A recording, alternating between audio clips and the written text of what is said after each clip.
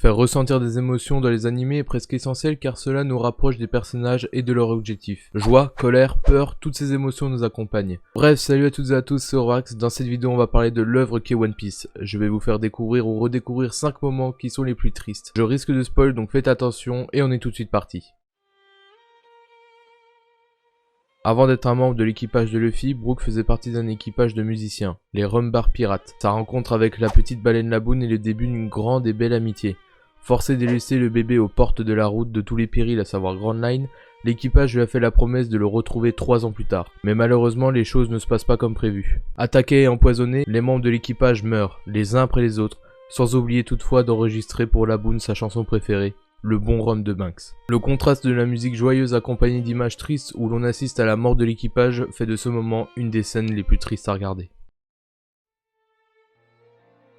On continue avec l'épisode 86 où l'on assiste à la mort du médecin charlatan, mais aussi le mentor de Chopper, Iluluk. Au bout d'une année vécue ensemble, Iluluk jeta à contre-cœur Chopper de sa maison, car il était en phase terminale de sa maladie, et qu'il risquait de mourir d'un jour à l'autre, et il ne voulait pas que Chopper se soucie de lui. Quand Chopper apprend finalement la vérité, il part à la recherche d'un Namyu-Dake, un champignon très rare, au péril de sa vie, y voyant un moyen de sauver Iluluk. À son issue, en revenant, il donna le champignon toxique à Iluluk qui, ému, ne voulait pas décevoir Chopper et il le mangea. Très peu de temps après, ayant entendu dire que Wapol cherchait un médecin pour soigner les Ichivins qu'il prétendait malades, il se jette sur l'occasion pour tenter de changer les choses et de raisonner Wapol ou ses subalternes. Voyant évidemment le piège, il choisit d'y aller pour mourir, mais également pour donner une leçon à tous les personnages présents. On assiste alors à un pitch mémorable plein d'émotions et à la fin de celui-ci, le docteur versera un autre médicament échoué avec lequel il se suicidera afin que le poison de Chopper ne soit pas la cause de sa mort.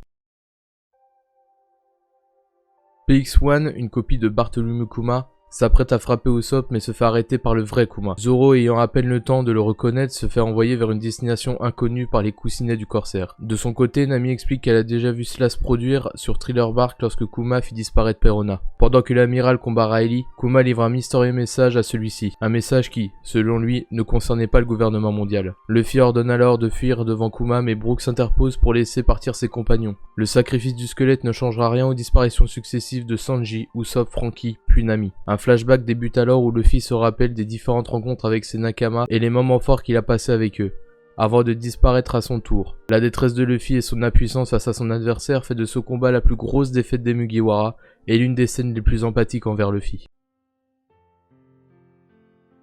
Emprisonné par le gouvernement mondial après sa défaite face à Barbe Noire, Ace, le frère de Luffy, est sur le point d'être exécuté. Lors de la guerre au sommet, alors que Luffy était parvenu à le libérer grâce à l'appui de l'équipage de Barbe Blanche et des révolutionnaires d'Impel Down, Ace se fait tuer par l'amiral Sakazuki. Particulièrement choquante, cette mort s'accompagne de la révélation du passé de Ace, cherchant à fuir l'héritage de son père, Goldie Roger, et à se trouver une famille de substitution. Ces derniers instants dans les bras de Luffy furent un moment déchirant. Il meurt en remerciant son petit frère de l'avoir aimé. Offert au début du manga à l'équipage du chapeau de paille par Kaya, l'ami d'enfance d'Usopp, le Vogue Mary a accompagné Luffy et ses amis dans leurs toutes premières aventures, jusqu'aux événements terribles d'Enies Lobby. Endommagé à plusieurs reprises, il devient irréparable et la question de son remplacement devient un motif de dispute entre Luffy et Usopp. On découvre cependant que le bateau semble avoir une sorte de conscience et sa destruction dans l'épisode 312 est très clairement l'une des scènes les plus tristes de One Piece.